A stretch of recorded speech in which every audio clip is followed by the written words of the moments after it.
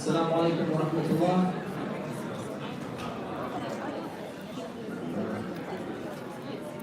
Bring the conversations down. So, alhamdulillah, welcome to the Islamic Center of Irvine and to our program, the Medical Mission to Gaza. We're going to begin with recitation from the Quran with our very own Sheikh Muhammad Al-Quran.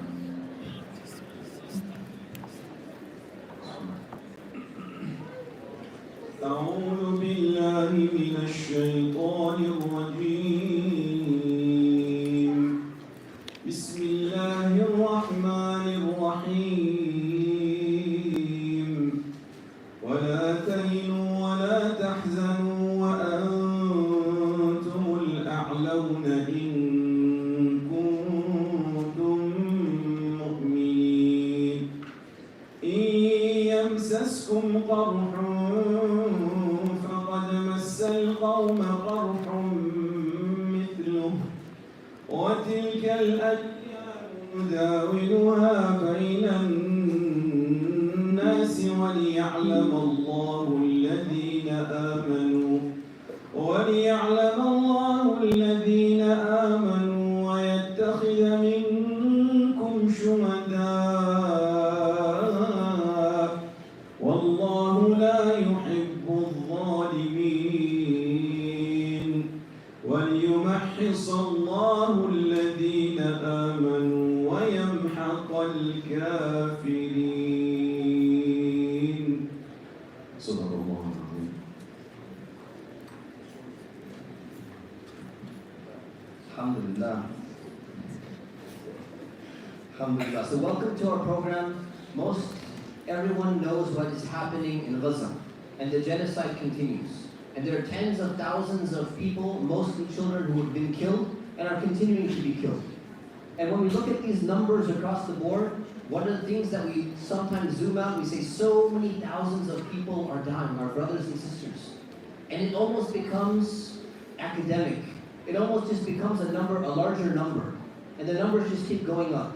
So that is kind of like a zoomed out understanding of what is going on. Today we wanted to do this program to zoom in and to look at what happens on the ground so that we can get an emotional appreciation, understanding of what the veracity and what the gravity of the situation really is. So alhamdulillah, we have three prominent members of our community who went, and others, but the three who are presenting here, they went to Gaza on a medical mission, and they're here to present what they saw and how they felt and what lessons we can learn as Muslims and as people of faith and people of conscience, what lessons we can learn from that. So just a real quick thing, we had asked people to bring their neighbors, their friends, their family. Is there anybody here today that is visiting a mosque or the Islamic Center of Irvine for the first time in their life? Okay, welcome. Anyone else? Any other people from other faiths or different faiths are here? Okay, just a few? Okay, great. All right, so welcome. Welcome, thank you for coming. Hopefully it's going to be an educational session for everybody. So we're going to begin. Each speaker is going to have 15 minutes to present and talk about their experience. One word of caution. So there's going to be some pictures and some videos which are very graphic in nature. If you don't want to see those things, or if you don't want your children to see those things, then what we're going to do is we're going to have each speaker, right when they're about to get to that picture, just give a quick disclaimer. Graphic image coming up, graphic video coming up. The speakers all believe that these are important pictures and videos to see to understand what's really going on. But we respect parents and their own decisions of what they expose their children to. So it's going to be your decision. If a graphic thing is coming up, you can ask your children to close their eyes or whatever you want to do, inshallah ta'ala. So with that, without further ado, we begin with our first speaker, Dr. Jawad Khan. He is a hand surgeon. He had his fellowship at Baylor College of Medicine. He is also the owner of Orange County RTC Wrestling and MMA Gym in Huntington Beach. He is a purple belt in Brazilian Jiu-Jitsu, and he works as a hand surgeon for Coastline Orthopedics in Fountain Valley, and he's actually done 2 prior surgical missions to the West Bank. So Dr. Jawad, you have 15 minutes.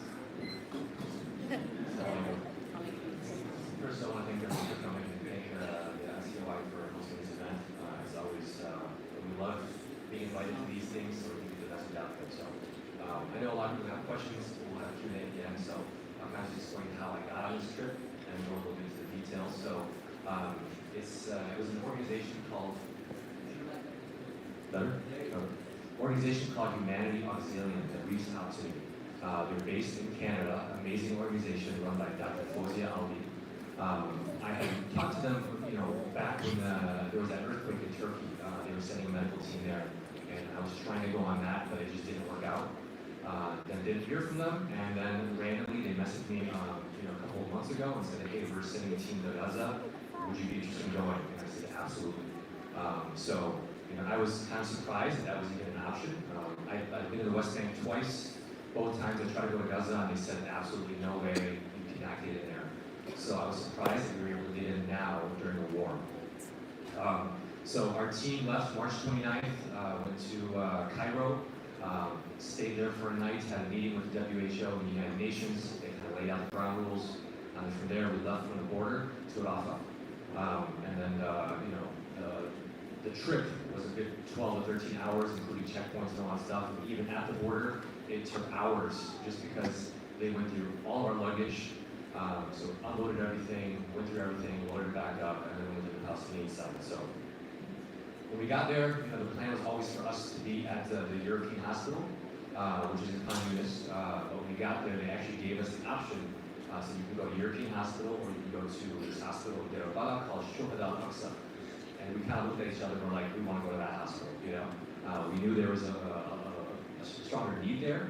It was further north, so a little close to the front lines, but they said they needed us there, so we said, absolutely, that's where we're going.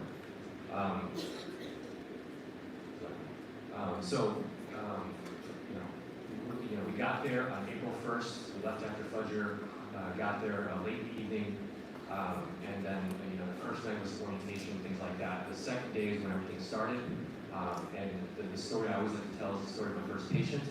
I have a daughter who's 8, so this first patient was close to home because she was also 8 years old. It was 4 sisters. All 4 were playing outside, and all 4 were shot by an Israeli drone. One sister died. One sister got shot in the femur. The third sister got shot in the tibia and actually had an arterial injury. Alhamdulillah, our team brought a vascular surgeon, so they were able to save her leg. And then the 4th patient was an 8-year-old girl who got shot in the arm by the Israeli drone, and that was our first patient. So, warning, a graphic picture, so it's going to be up for a little bit. But so this is the 8-year-old girl, and you have to really ask yourself, what kind of bullet are they firing that causes that much damage to tilt like an arm or something, Her sister had just as large of a wound in her leg, and like I mentioned, one of the sisters died. But so this was from a bullet from an Israeli drone. 4 kids playing outside. This wasn't collateral damage from an explosion. This wasn't some accident. These were targeted shootings of kids. And if we can emphasize anything from the trip, facts on the ground, all of us can attest to, first eyewitness, we were there, that they are targeting children. That they're targeting civilians, they're purposely shooting kids. They're trying to disable an entire generation of Palestinians. They're trying to kill them, they're trying to displace them, and they're leaving them like as amputees. So it's a massive burden to the healthcare system. And as you can imagine, it's a massive burden to a family to take care of someone with both of their legs blown off by gunfire.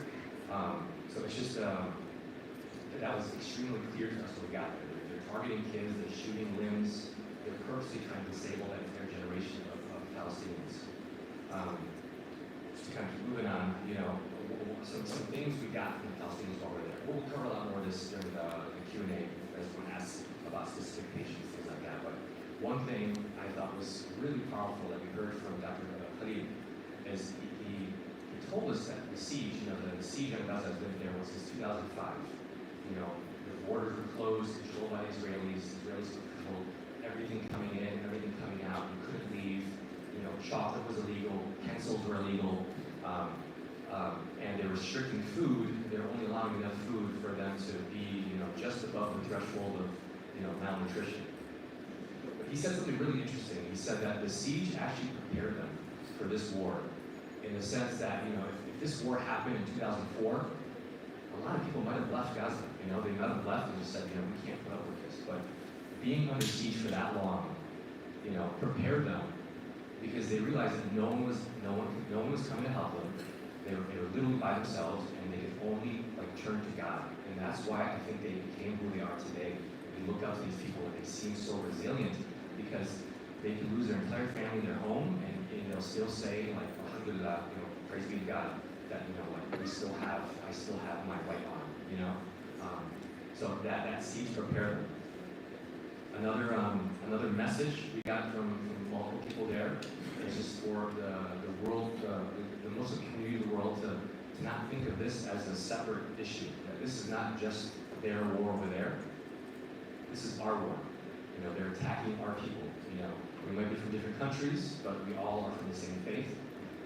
We're all human. And he said to not forget that. They are there on the front lines, but we are still part of this war, and we need to do whatever we can. We're here to try to support them in any way possible. You know, we were really blessed in the sense that we were there during Ramadan, and we actually, our trip fell perfectly in the last 10 nights. So, I mean, you know, we got so lucky that we were able to be there in Gaza. It was the best Ramadan of our life, best last 10 nights of our life. But at the same time, it was like a very traumatic experience because of everything we saw. But it was a beautiful experience in the sense that, you know, we were working during the day, taking care of people, and then at night, we were standing in prayer all night long. We prayed Tarawih together, took a couple hours off, and then prayed Qiyam for 4 or 5 hours. And that's what these guys did every single night of Ramadan and the last 10 nights. I have 7 minutes left. Okay, so I still got time. So I really just wanted to also mention that we have 4 people there right now from Southern California.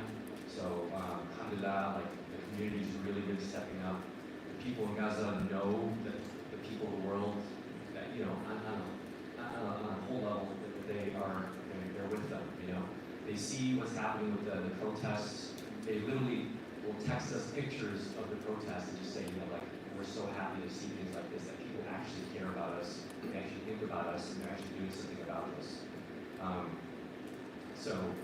Umar has a very good slide. I'm going to hand over some time to him so he can actually go through everything, but I want everyone to know that all these pictures we have, you know, we are more than happy to share them with you guys because I think they're powerful in the sense that you're going to hear a lot of people try to like two-side this, oh, you know, like, well, I saw this, and we have, you know, like I said, we took these pictures with our own hands. We saw these patients. We saw what the IDF is doing, and there's no disputing, you know, the facts on the ground. You know, in the patients we saw, the injuries we saw. So if you guys want these pictures, please feel free to ask us. We'll be happy to share these with you guys afterwards. And like I said, just this first eyewitness testimony is this evidence that we have. It's very important, and especially when you guys talk to other people who try to kind of argue this situation with you. So, Jazakallah, I'm going to give this over to Umar, so Umar can... All right, alhamdulillah, Jazakallah khair, Dr. Jawad. To introduce Omar Sabha. So Omar is a former U.S. Marine, one of the good ones. He has a master's in business administration. He's got a master's in healthcare administration. Been working in the healthcare industry for over 10 years. He's worked as an operating room nurse in Anaheim Medical Center.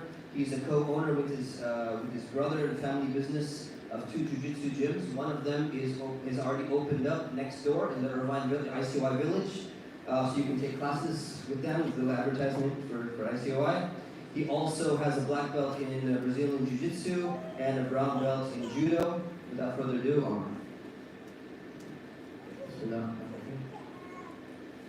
So every time I do these talks, it's like I'm almost reliving everything I'm going through. So it's been helping me a lot personally to go and talk out loud about these events. So sometimes I might get emotional, sometimes I don't, but I definitely get emotional the next day, and I feel that survivor's guilt. And I think everybody in this table also shares that. So I do want to start how I decided to go, or how I found out I was going to go. My brother, Mahmoud Safhan, he messaged my family group chat that he's going to go to Gaza. He's a wound care doctor. So I was ecstatic for him. And then I sent a screenshot to Joel in our group chat, and he said, I'm going too.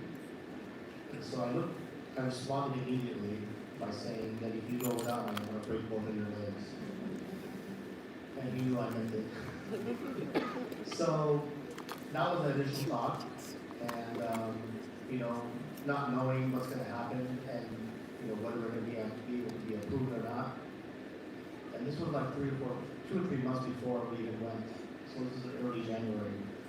And then we ended up leaving. I didn't get to know that I'm going to be going until the Sunday before we left. And we were supposed to leave Friday. So found out Friday, told my family, and that was a separate discussion in its own right.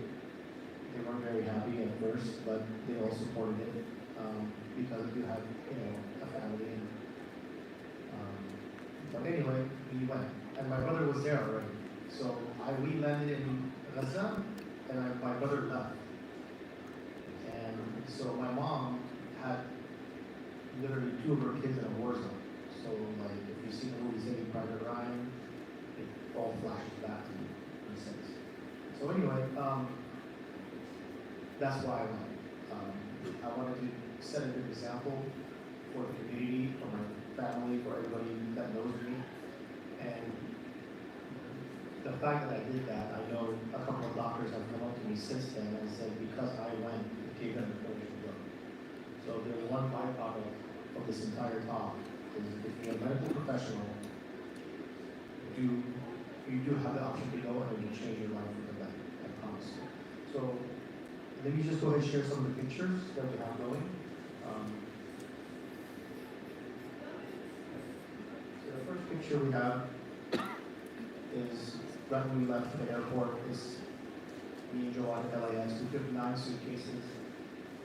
We didn't have any problem sending the packages. We actually declared ahead of time with the packages, and we were able to get most of it waived, almost all of it waived. So, hint, if you're gonna go, take as much luggage as you can, and let your airline know. Maybe you get lucky and get it all waived. So this is our first day in Cairo. We arrive a day early before you leave, so you can have a debrief with the World Health Organization. And this is where they tell you what to expect, kind of, give you the guidelines and some strategies, what to do, what to expect. And this is another picture of the group. I'm going to fly through this because I want to have some time to talk and really focus on the Q&A. This is right before we left. We were at Radisson Blue in Egypt, which is really close to the airport. And we departed at 5 a.m., right after Fajr. I always remember this because Sheikh Yunus told me to leave the salah on the grass because she refused to leave until we prayed Fajr. And sometimes I'm like, some things that she always says to me, and subhanAllah, like the doors just magically, the travel became a lot easier with her there. Some of the decisions I really attribute to her insisting on prayer. So I never told you that before. So another one at the World Health Organization. So after a 14-hour trek, it took us 14 hours different day because all the checkpoints in Egypt along the road to the Sinai. It wasn't a straight shot. Every hour or two you're stopping, getting a checkpoint. And then me and Joel landed in Gaza. So I personally love these pictures because you see people posting they love Cancun or whatever, and I get to say I'm from Gaza. Yeah. So this is a picture of me and this is the picture after we left the border. You can tell the picture on the left. The picture on the left would be the picture of after we got past sunset. It's pitch dark. There's no electricity. They haven't had electricity in months. They cut off the electricity. So it's this is something we always talk about on how scary it was. This picture was the scariest moment of the whole trip, hands down.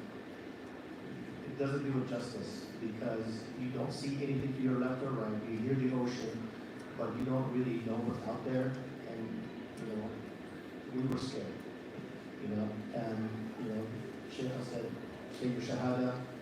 I was driving the whole time with my right finger up, right index finger up the whole time. I was scared. So the scene is like you're zigzagging. There's potholes everywhere. You don't know where you're going. You're driving straight, and you turn quick right and quick left. Then you go through a pothole really slow, and he speeds up, he slows down. But you also notice that you can't really see all the destruction on both sides. You don't really see the tents on both sides. The picture on the right is right about when we were about to get into the hospital. The first thing I wanted to do when I got to the hospital is literally find my brother. And that's him right there. Of course, he was working tirelessly. My brother Mahmoud, it really brought the attention of the need for wound care in the Gaza, and he's a wound care specialist. And he literally was working sometimes 20, 23 hours a day, nonstop. And he did a lot of good, and I'm super proud of him, to the point where when I came back, I'm an OR nurse by trade, but now I have a different focus in life where I want to become a wound care specialist, just based on what he did. Because he rewrote a lot of the protocols and how he did also a lot of teaching while he was over there. So he taught all the nurses, all the medical staff how to properly treat wounds. And I feel like this is some of Ajaya for eternity, because he is literally just rewrote the whole protocol of healing patients. He's actually there right now. He misses so much. He left the next day after this picture, but he's back. He just got there this last 2 days ago, and he'll be there for 2 more weeks. So he's a hero for me, at least. This is him working 23 hours a day. And the guy on the left of him, that's Dr. Mahmoud. Yeah, they share the same first name, but he's a plastic surgeon, and we can both attest, me and Jawad, working with him, that he is extremely talented. He makes do with whatever he has, especially the instruments. For example, he's using large scissors on wounds that require a very small, precise scissor. So imagine trying to cut a precise cut with a big, big scissor. It doesn't work. And somehow he's making good. So this is my brother again. And this is Abhad. He was part of the crew. He was internal medicine. He was local here, but now he went to Dallas. I like to put this picture up there because in the OR, the smallest room we have in our current OR in the United States is double the size of the biggest OR in Gaza. Okay? And I work at a small community hospital. Like a hospital like Hoag or UCI, the hospital room, the OR room is going to be much bigger. You know, to the point that sometimes one of the first cases we did was a hand surgery, there was a broken fracture and a torn ligaments. They had to repair it. We had to go in blind because the C-arm, the X-ray machine, wouldn't fit inside the room. Okay, that's how small the room is. So I'd like to put that out there. The hospital is a 200-bed hospital, and it's well over 10,000 people. To the point that they have to put field hospitals in the parking lot. Okay? And these guys, while we were there, they actually put another field hospital with electricity, which to me is amazing because any project here that requires construction will take months. They literally almost made it operable in literally less than a week. Okay, and this is the first patient that we saw as soon as I walked into the ER. I looked to my right. A patient was brought to the ER and there's no beds. So the patient is triaged on the floor. Okay, and you can see him right there. Okay, the next picture is a little bit graphic, and we've already seen it before. That's the first patient that we saw. Okay, you can tell she's an 8-year-old girl. Okay, and this picture is like, it's one of the many pictures that haunt me, but this is definitely hits home because she's actually been on a few Instagram posts that we saw recently as well. And she's wearing the same shirt from, this picture. That's how we knew it was her. Okay, this is the hand surgery case that I told you that we couldn't fit a C-arm in there. This was it. So this is not really a good picture, but you can, the picture was to convey how crowded it was in the hospital. The beds, because once a patient comes to the hospital, they never leave. So when the patient never leaves, what do? They stay in that bed and they put that bed in the hallway of the hospital. So eventually, when you're walking from one room to another room, or walking anywhere in the hospital, you're literally jumping over patients, zigzagging through the place, and it's just like a 10-second walk takes you 30 seconds, just because it's overcrowded. Okay. This is a picture of the morgue that they had, and then this is in Gaza. And the right is them praying janazah in the parking lot. They did it every day at 9 a.m.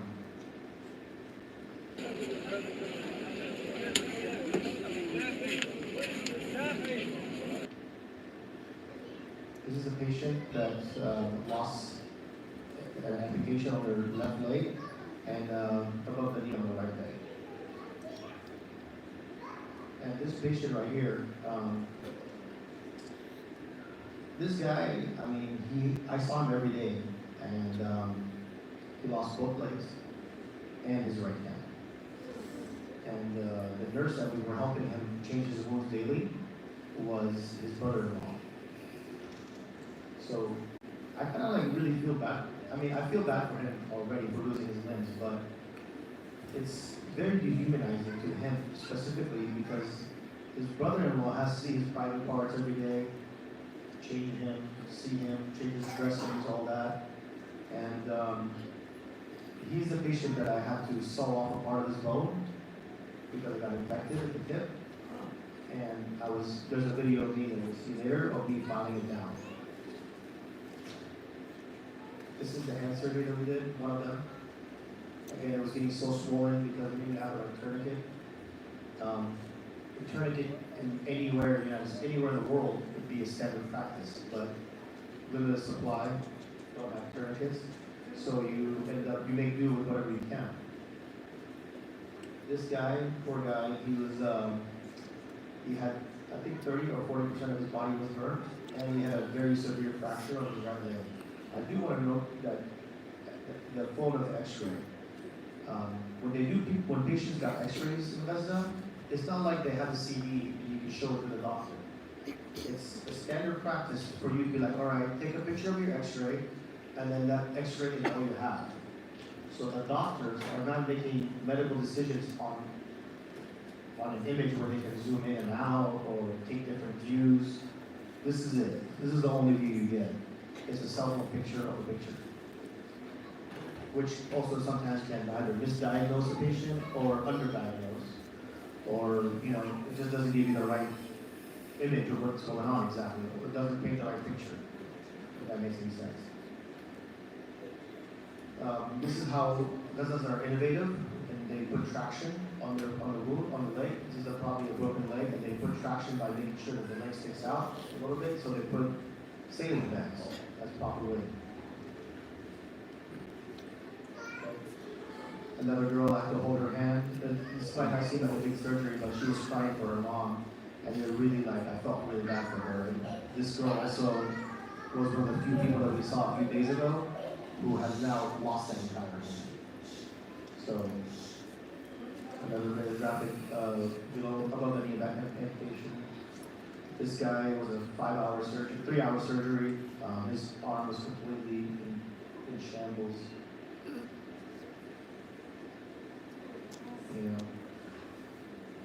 The next one is really graphic. This is an infected bone and wounds. This is right at the hip, by the way. Just a few pictures of us doing surgeries. Again, this is a guy that got a bullet stuck in him, and he was awake the whole time, so he got a nerve block, so he didn't feel anything. But he really wanted to keep that bullet as a souvenir. He made a necklace out of it. So, but that guy was a good trooper. This is a picture of the bullet we extracted. Different case where we had to pull a plate out of their hand. And then he's also, I don't know if he's in Dallas, but he's from Michigan, sorry. This guy, He spent 2 weeks in north of Gaza, in the middle where it was chaotic. Okay, I know I'm running out of time, so I'll hurry up. And, oh, this is the board of OR board on the right. So, not very clear, a lot of stuff gets missed. Real quick here, this is the night where me and Joanne decided, and Upcoming decided to walk around the hospital and hand out protein bars. And, uplift the spirits. We handed out, kid drawings, stuff like that, stickers. Her name was Miriam. Her name was Lena. I still remember their names. I'm gonna pretend I didn't hear that. Sorry. Okay.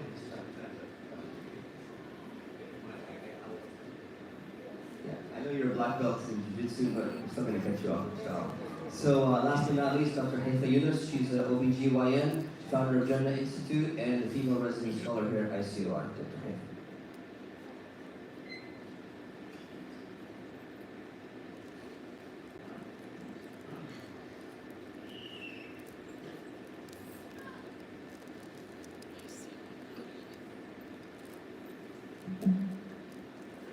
السلام عليكم. إن شاء الله. بسم الله والحمد لله والصلاة والسلام على رسول الله وعلى آله وصحبه ومن والاه. الحمد لله رب العالمين. It's been almost a month since we came back and still feel the same. And may Allah subhanahu wa ta'ala accept from all of us. My story is completely different. I actually wanted to go from February, but I applied, I filled the applications and didn't get a response. The day I was coming to Mecca, a friend of mine sent me, she said, fill this application, you probably will get in. So I filled the application, nothing happened. 2 weeks in Ramadan, I hear nothing. And I always felt the reason I wanted to go is actually none of what I'm doing now. I just felt, I'm going to stand up in front of Allah subhanahu wa ta'ala. And I'm seeing all this, and I'm doing nothing. And this is the main message I want to give it to everybody. We really have to do something. And there's something every one of us, each one of us, can do something different. Life cannot be the same. And for those of you who know me well, Makkah is like my child. And I normally spend Ramadan in Makkah so happy, not this year. I kept looking at the Kaaba and I was like, Ya Allah, this has to be something more. So anyway, this was the 3rd week in Ramadan, and I remember, and this is another lesson for everybody, when Allah wants you to do something, He makes you do something. Makes you do something different than what you want, but this will lead to it. So I remember very well, I was in Makkah thinking, and then I remember on this group where we all are, which is the Muslim physicians of Southern California, it's like in February or March, way before Ramadan, there's a picture of Dr. Ali. And the reason I remember it because she was a woman wearing hijab, mashallah, and she was showing herself next to to a patient, and the picture was from Gaza. She is the director of the Humanity Auxiliary. So I literally texted her. I don't know the woman. I just texted her and I said, I want to go. And then, to make the story short, she said, I can't get you soon, but I can get you on April 15. I said, I can. April 15, I have to be at work and I have a lot of commitments afterward. The only time I can do is the last 10 nights of Ramadan, which normally is my only time with Allah and my only vacation the whole year. But I said, I'm ready to go. I said, I don't know if we can. This is Sunday. The group is meeting next Sunday. I need a lot of approval. Khalas, Bismillah, tawakkalna Allah. Till Wednesday, she said, buy a ticket to Egypt. But I cannot promise you will go. And even when we land in Egypt, I can promise you will go. And when we get to the border, I can promise you will get in. And I said, fine. I'm going to go and Allah subhanahu wa ta'ala will make it easy. I was the last one to land actually. I landed on Sunday morning, immediately arrived. All of us were fasting, it's the last 10 nights of Ramadan. Then we had the meeting with the UN. Used to say it was not scary. They were extremely worried about our safety because the map, don't go there, don't move there, don't go there. And I remember Dr. Ali texted me and says, the masjid is across from the hospital. If they will put you in that hospital, please don't go to the masjid. And I have to say, we really took care of every instruction they gave us. I would say one word, it was not fun, it was not a joke. Any minute you can die. And there is no value of a human being there. This was very painful. And even if you are an American, could be, and you all heard about the World Kitchen. Anyway, so Alhamdulillah Rabbil Alameen, that night, Monday morning, 4 a.m., we left, they checked us, 7 o'clock, left from the hotel, and we reached Gaza, and I'm going to hear afterwards. We reached Gaza at about 5 because we prayed out over an Asr at the border. And then we got in, and then we went out, but our luggage were still. And I put this because I want everyone to read it. It's Monday, and I want to read this for myself to remember. April 1st is at 4 p.m. is the day I entered Gaza. And then this is what I saw. And this was the most, and I have a picture of myself smiling. It was a moment of joy. Literally, I felt at this moment, what does it mean when I'm going to go to Jamaica or beyond? It's like you look at it and say, finally I'm here. Because I've been to Palestine so many times, like everybody else, I was begging them to go to Gaza before the war, and they said, no, it is not safe. But when Allah wants you to go, He'll put you in the middle of the war. SubhanAllah. So we entered, alhamdulillah, as Brother Omar said, the journey afterward was, least to say, was not, it was really scary, I have to say. I mean, at one point I thought I'm going to die. And this is why I told people with us, and that let's just say, Ashhadu an la ilaha illallah, wa ashhadu anna Muhammadan Rasulullah. There's something in the air. And just to let you know why, because the World Kitchen, the 7 who died, they took the same road. And we arrived to the hospital at 8, they brought them dead at 9 p.m. So Allah subhanahu wa ta'ala just didn't, it was not our day, let's put it this way. And subhanAllah, and there's a verse in Surah Al-Imran when Allah subhanahu wa ta'ala was talking about the Sahaba and Badr when they were so scared. He said, ثُمَّ أَنزَلَ عَلَيْهِمْ مِنْ بَعْدِ الْغَمِّ أَمَنَةً وَعَسَى. Now Allah subhanahu wa ta'ala, after they were feeling so down and worried and scared, Allah made them sleep. And that's exactly what happened to all of us in the heart. We just fell asleep.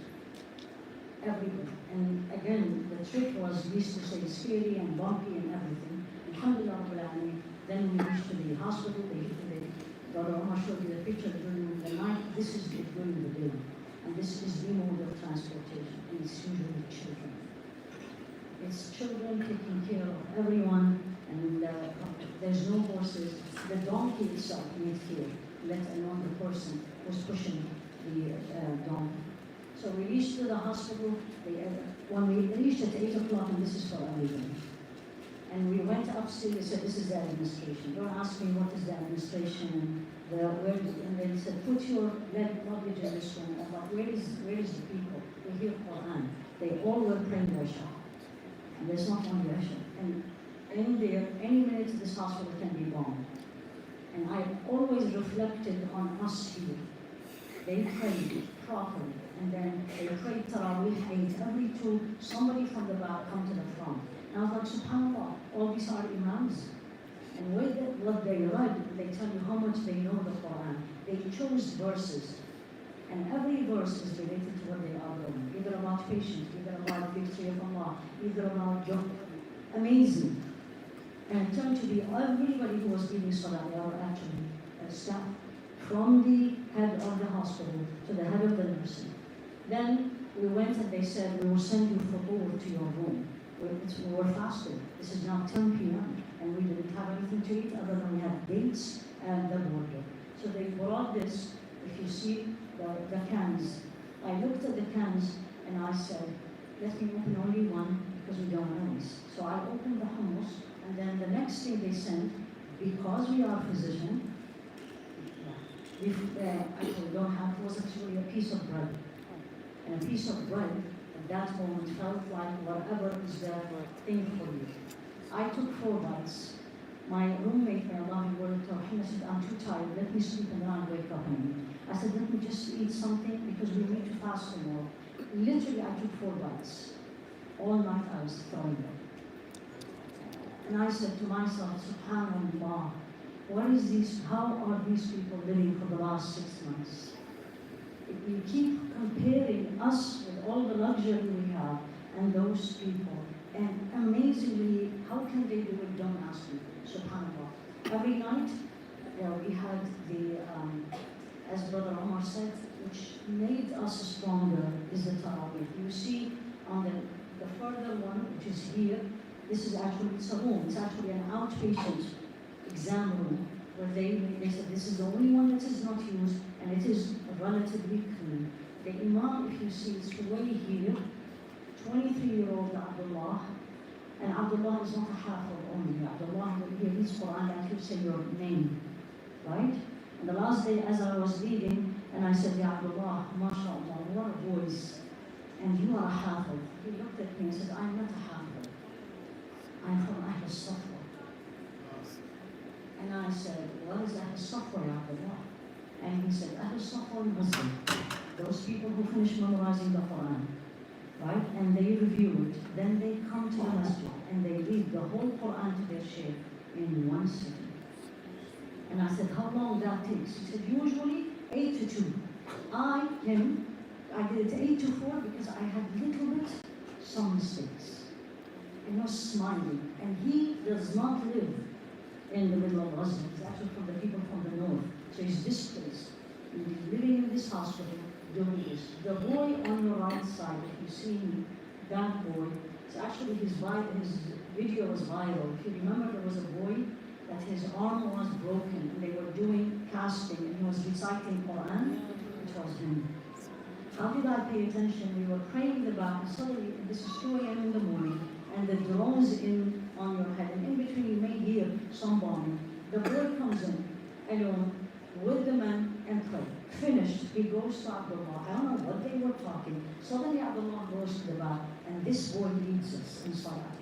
Finished, sat like a old, well-trained imam, looked at us, and then he started making a machine about Palestine. Tell me if there was any dry eye in that room at that day. Then it turned to me. His story is even worse. He was in, I think it was in the north, bombed. It was him, his cousin, and the family. They came, they survived, they rescued his cousin, and whoever was alive, they left him, they forgot him.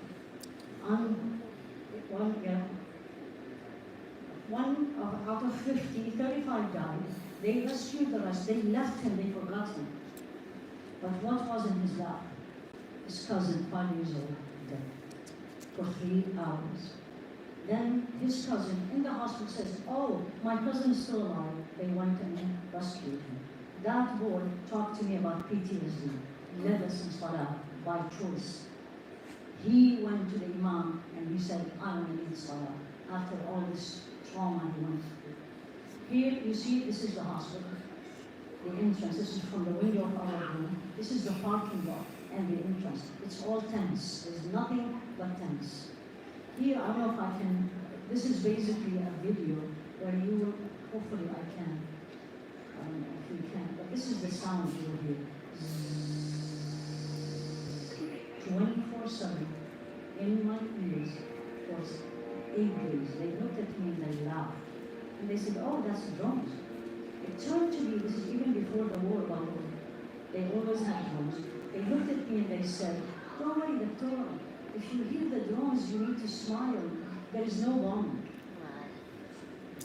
You need to be scared when it is quiet. And then if you hear the bombing, don't worry, you're alive. Because if you're going to die, literally, I heard this from them. You will not feel anything. They will hear no noise. Either you will be dead or something is going to come on your head. This is 7 months they living this way, subhanAllah. Then, I mean, there's a lot of stories. I shared a lot. This is actually the bullets. Somebody sent me this X-ray, and as both of my colleagues have just shared with you, it's a targeted destruction of a human being. You have seen so many pictures of all the buildings and all the destructions in the roads.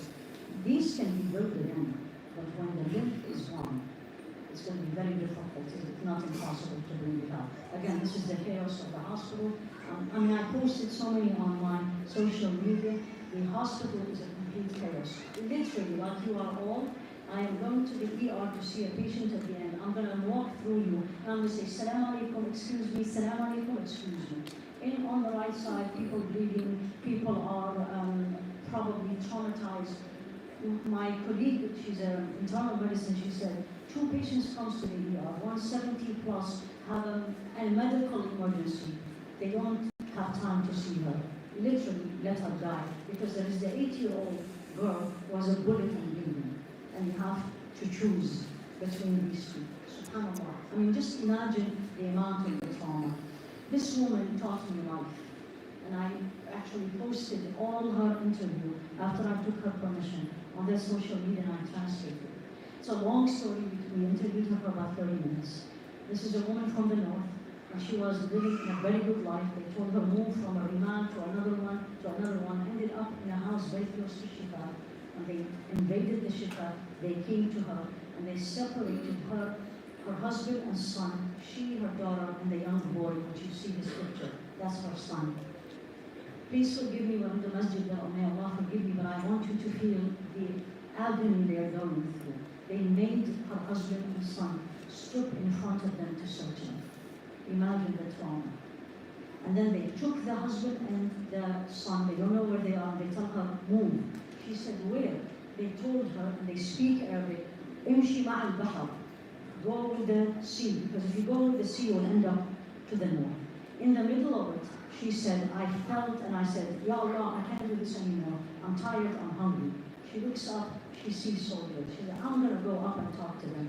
Told her boy, stay there. You know what that means? She can easily be ambushed by them. But Allah saved her. She went out, told the soldier, my son is hungry. He gave him a little bit, he gave her like something like that. She showed this to her son. Son ran up. There was a tank. That son wanted to see what's inside the tank. He jumped inside the tank. And the soldiers moved right away back. And I can't remember his name, but I said, weren't you scared? You're looking at the tank? And he said, they were scared from it. I really know that when these young boys speak, they speak like not only men, but real men. And then I said, you don't say people in Gaza are Hafiz. That's an insult. You say how much you have memorized. And he said, not much, only 6 ajza. And then he recited Al-Fatiha. Amazing, subhanAllah. The day we left was the most painful day because we left from Bir Balah to Rafah because of security. This is what we saw over there. Either you see bullets, you see ruins, you see, subhanAllah. Yeah, now, they think the best Eid I've ever done in my life. Almost every Eid of Ramadan for the last at least 15 years, I'm either in Mecca or Mecca. Nothing like this. The masjid had been bombed. They told us, don't go, it's very dangerous. One of the nurses there told me, she saw, they dropped on them, they said, you will have a black Eid. It's terrorizing, subhanAllah. I said, you know what, I'm going to go, I'm going to die, let me die, and I'm coming. Alhamdulillah, we all went. And you see the girls there for you. They're still smiling. Half of them are orphans, subhanAllah. Then we move, then as you come out, and that's what you see, children. And please tell me your story about the child afterward. Right, so children, basically, that's how it is. We spend that night in the European hospital for safety. This is what you see outside. Ya'idakum nasrukum. This was actually painted by this girl. And this girl, of course, displaced, moved, left her house, and then living in the hospital, smiling. They still have hope. Yani you learn from them how to survive. And the reason for this, and I'll say this and I'm not exaggerating, is the amount of faith they have. Their faith is phenomenal. And at one point, I remember when you read in the Sirah, Sayyidina Abdullah ibn Rawaha, when in the famous battle, Sayyidina Ja'far died, and then they move and they take the band and say, SubhanAllah, how can they do that? People of Gaza. And Allah prepared them, SubhanAllah, for that. Yes. This is the C-section I did. The last day before I left, I said, you know what, I need to do something. And they said, fine, it is not that scary. So they moved me to another hospital. So they said, we have 10 C-sections today. You want to help us with the C-section or delivery? I said, let's do the C-section. This is the C-section. This is a patient.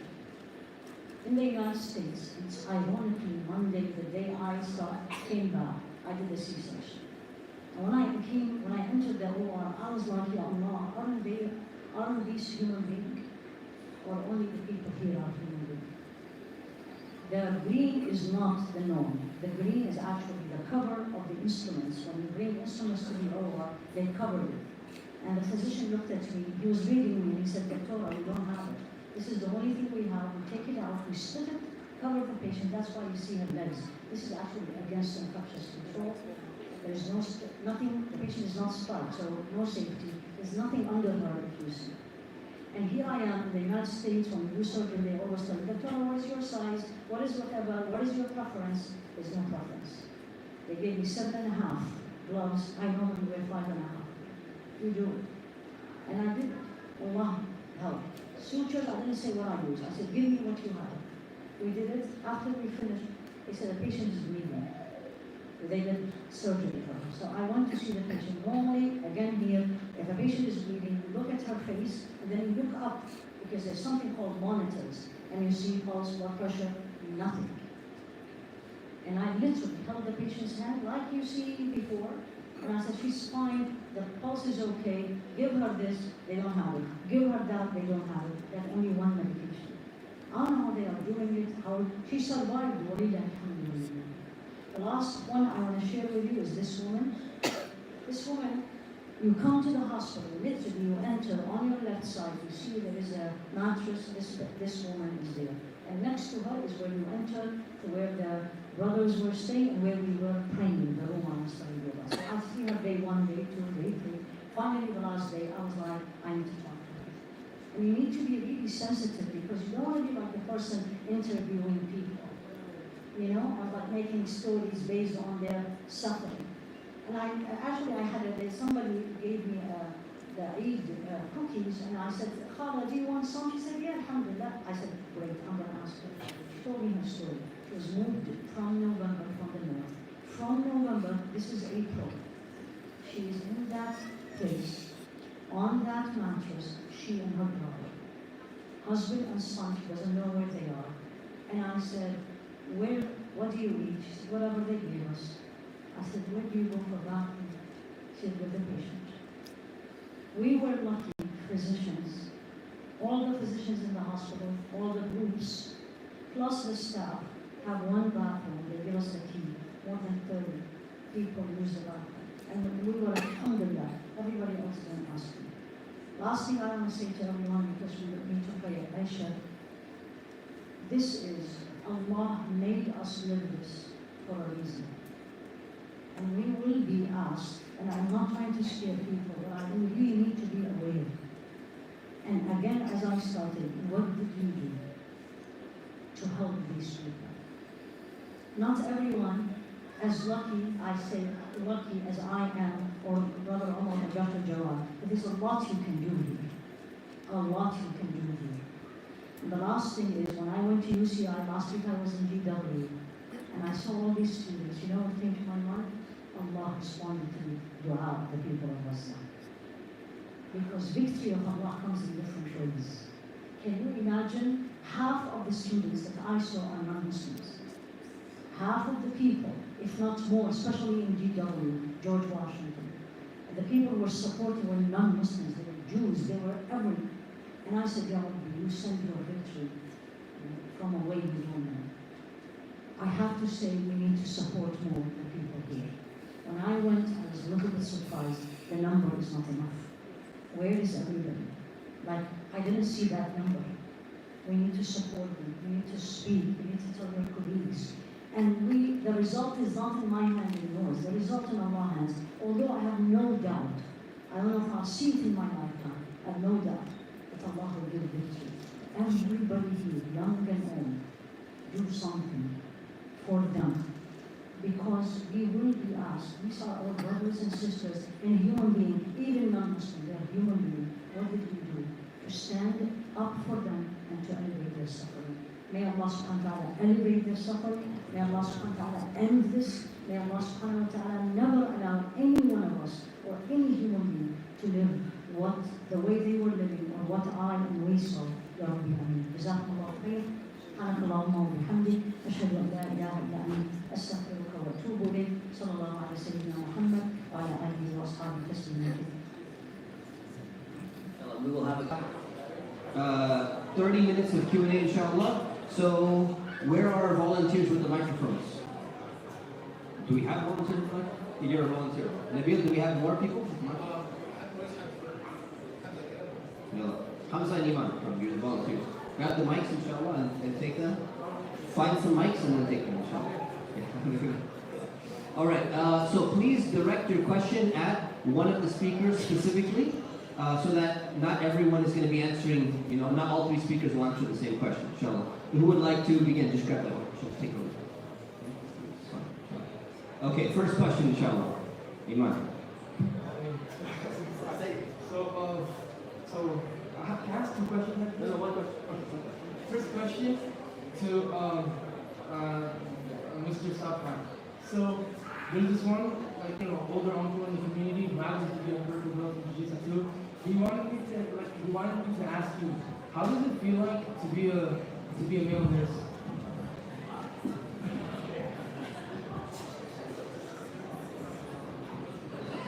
It's a glorious feeling. Especially when you're Gaza, they call you doctor, so you get promoted. Alhamdulillah, that's a funny question. But the real answer is, it's probably the best thing that ever happened to me because it got me to go to Gaza. So, it's not the most glorious job, or title, as a doctor, but it was a means for me to go to Gaza, and it's forever impacted my life.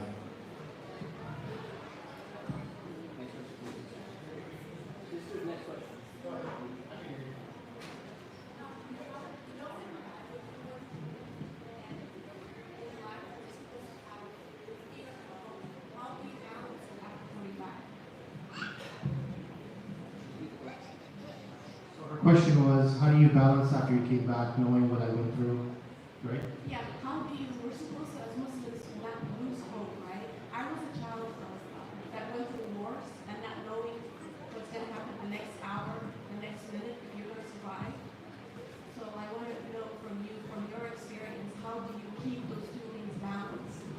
So personally, when I was there, I got all the strength from everybody around me. Even like when we were fasting in Ramadan, I wasn't hungry because everybody's hungry, and it was a community effect. While I was there, yeah, we heard the bombs all the time. Every 10 minutes, sometimes you'll hear a bomb drop. The drones are nonstop. It's a scary scene, of course. But when you see others not reacting and you see others going about it normally, subhanAllah, you get the courage too. Like I said, the scariest part for me was getting into the hospital where we all fell asleep, and we were talking about that earlier. But that's because we weren't with locals. But once we were among locals in the hospital and people who have been exposed to this genocide for 6-7 months, I didn't get it. I wasn't scared anymore because I was around all these brave people. And you have in the U.S.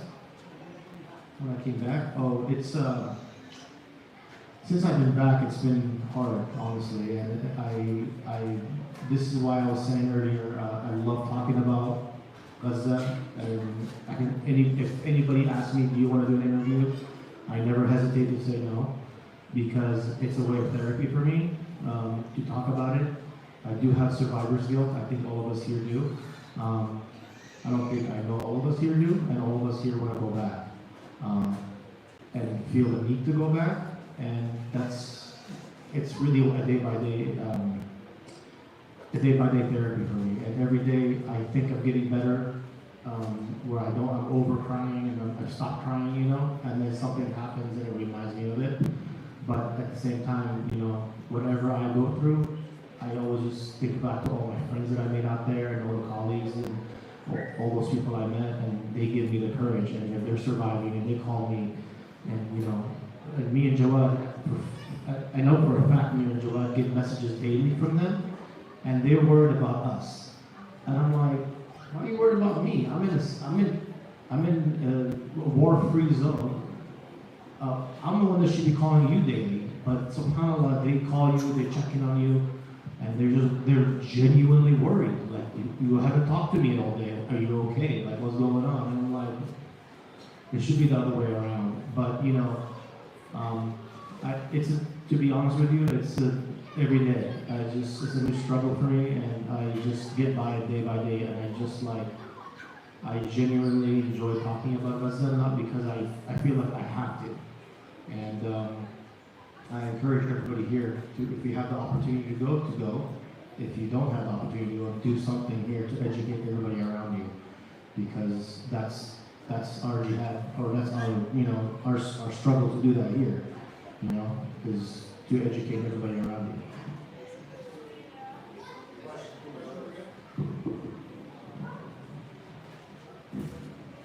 I wonder, how's that situation at the border, and who really controls the border?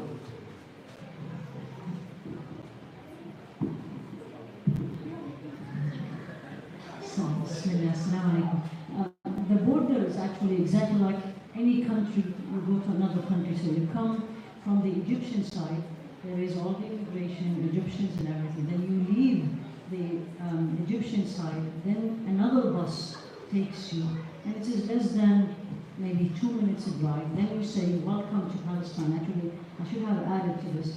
And here you will see only Palestinians. We didn't see any Israelis at all.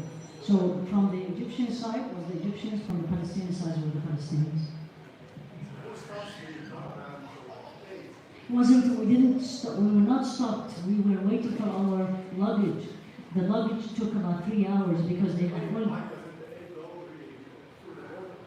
That's a question we don't know. So like she was mentioning that, we did not see a single Israeli soldier, but but at the Egyptian border there's cameras that are controlled by the Israelis. So unfortunately, the Egyptians are doing the work for the Israelis at the border. There's miles and miles of trucks, when you're, like 8 trucks when you're driving to the Rafah border. And it is, at least on that border, it is the Egyptians preventing it from coming in. But I think they're acting in concert with the Israelis, And then obviously the other borders, like the Erez borders, those are 100% controlled by the Israelis. But yeah, we didn't see a single Israeli soldier. Unfortunately, it was the Egyptian side that was kind of doing the work for them. Before I ask the question, the cameras that he's talking about look exactly like that. Not that is, but just to give you guys a visual effect, it's just I'm having a little trauma right now from it. But it's like 3 of those everywhere, and then they're always moving constantly. So they're being controlled by somebody who's looking at every single person's face. And these cameras are so high tech; they actually can read your text messages from afar. So, sorry. Next question for the female side. Assalamu alaikum. My question is to Shahika. Since I am not a citizen and I am the only Hijabi in the university, is this a reason to not participate in the encampment, especially given that what happened in Arizona? If you are not a citizen, I will recommend it. Because you don't want to be deported. Right? But that doesn't mean you're not going to be part of it. Just be outside of it. And then you're absolutely fine.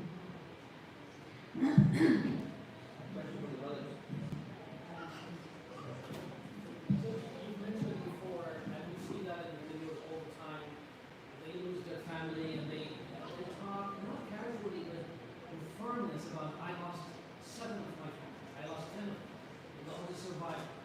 And then you mentioned one of the kids I'm leading you in prayer. Now, we lose our loved ones, when we lose a job, or we lose a job offer, or anything like that, and we're devastated for a while. We need to learn how to cope with it, what to do. Was there a tangible thing that you saw in these people that we can learn from? Yes. To know how to cope with it. Very good question. I'm going to repeat because this is really applicable to us. So the brother was saying, we lose a loved one, we lose a job, we lose the money, we lose during COVID. And we go through trauma. Of course, we're human beings.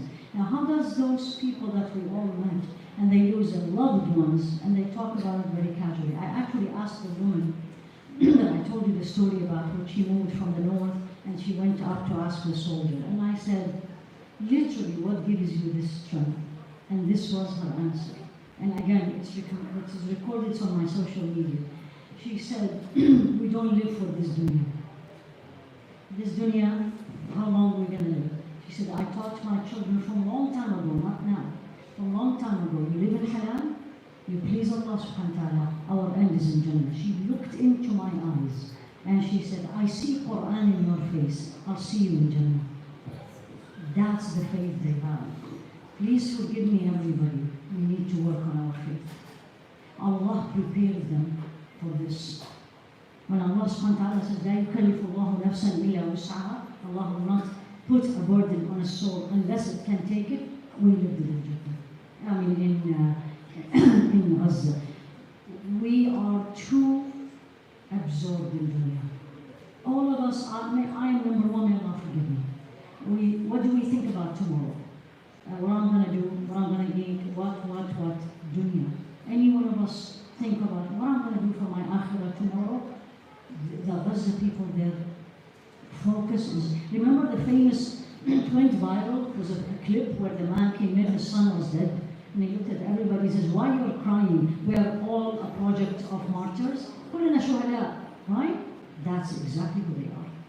And nobody says they died. Artaqa. They use this word. He is elevated to Allah subhanahu wa ta'ala. And even the words they use. So for us, we need to, again, especially living in comfort, and what happens to us, we forget. So we really need to keep reminding ourselves that this life is another year or two. There's only one certain thing in this life. You know what it is? It's death. Everything else is a possibility except death.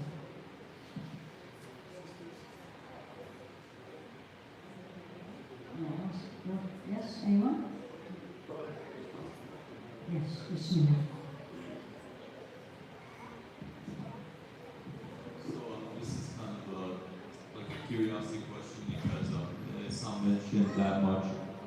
It's not mentioned that much like on the media or anything, or like on social media where journalists talk about how is society in Gaza, like how do they find food, how do they find water? Because like as we know, the water supplies have been cut off, the food has been cut off. So majority of what we saw, again, I have to speak what I did see. The people living in the hospital. I can't remember the number. They told us the number of the people living in that hospital. Do you remember?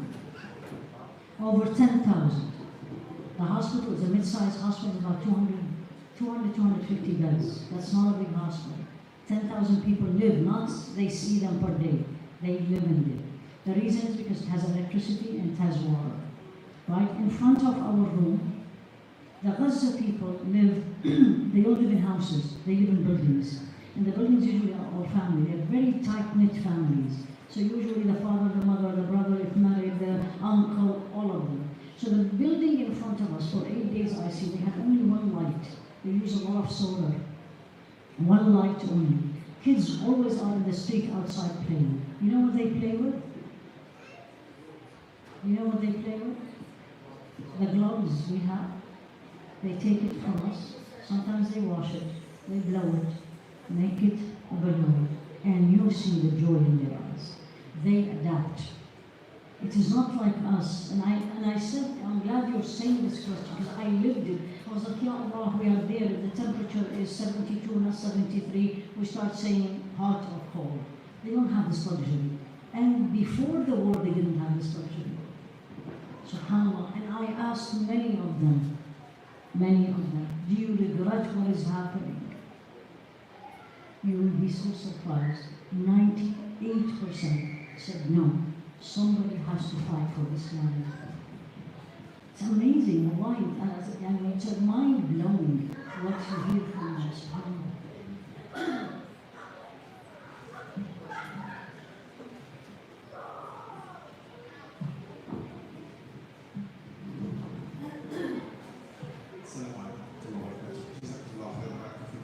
You all talked about the resilience of children.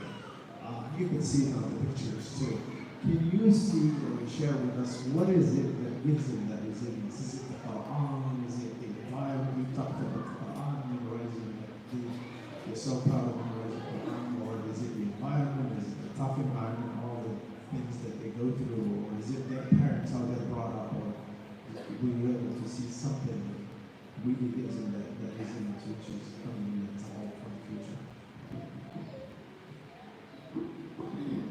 The first answer that comes comes to my mind when I hear that question is simply their iman. Their iman is strong, and they simply don't have the luxury to dwell on any mishaps or any sad events, and they have the full faith in the hereafter, and they know what's happening. And, everything they say is Allah, and they move on. That's the first thing that, without giving it much thought. But I mean, those people, they're people of resilience. It's like I never met one person there that didn't lose a family member. I never met one person there that didn't lose their home. I never met one person that didn't lose a close friend. They all have. So it's like they're all suffering together, and they just move on, and it's mind blowing, because I remember working with a surgeon, anesthesiologist. He just lost his family. 20 minutes later, he's doing a case. I mean, how do you do that? I couldn't do it. Kind of adds that too. I think 100% it goes back to their faith. It's just the hook we were listening to earlier. They were talking about hope and despair, and they're talking about how despair is actually like it's kind of like an act of disbelief. So these people, they have so much trust in God that they can lose everything and just say, what, God will take care of us. Things will get better. So I think that really contributes to their resilience, because they just have this absolute belief that God will take care of them. And we can talk about it, but they actually live it, and they actually really feel it. We can say it, but if something goes wrong, we just all of a sudden we'll get upset. But those guys, they just what, alhamdulillah, praise be to God, God will take care of us. I think it's just part of their culture. It's just something that's how they've been raised. And then back to the point I made earlier, is just that they've been under military siege since 2005. Limited resources, and they've been able to still survive and still move on and still live lives. So I think just as a people, as a culture, they've adapted, and they've made they've been able to live and survive with whatever little means they have. So I think that's just really molded them into who they are today.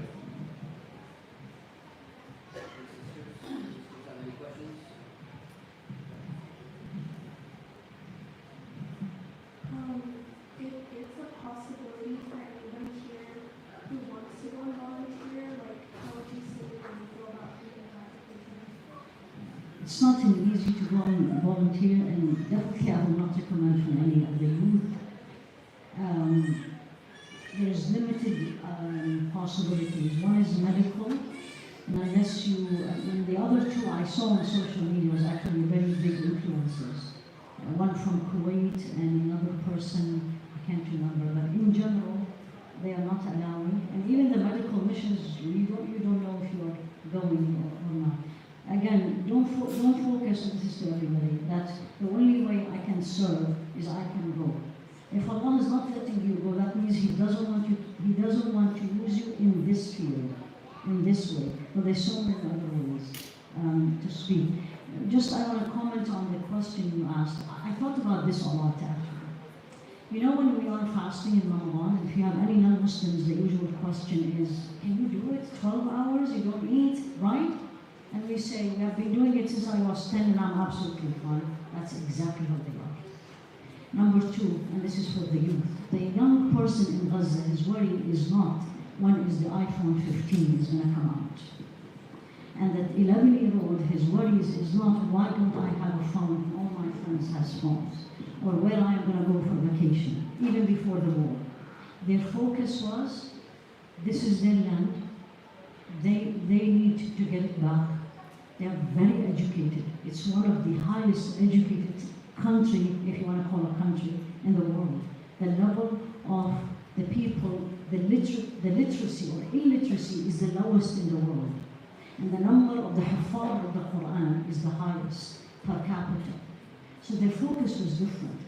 They don't know what ice cream is because it was not allowed, even before the war. They don't know what chocolate is because it's not allowed.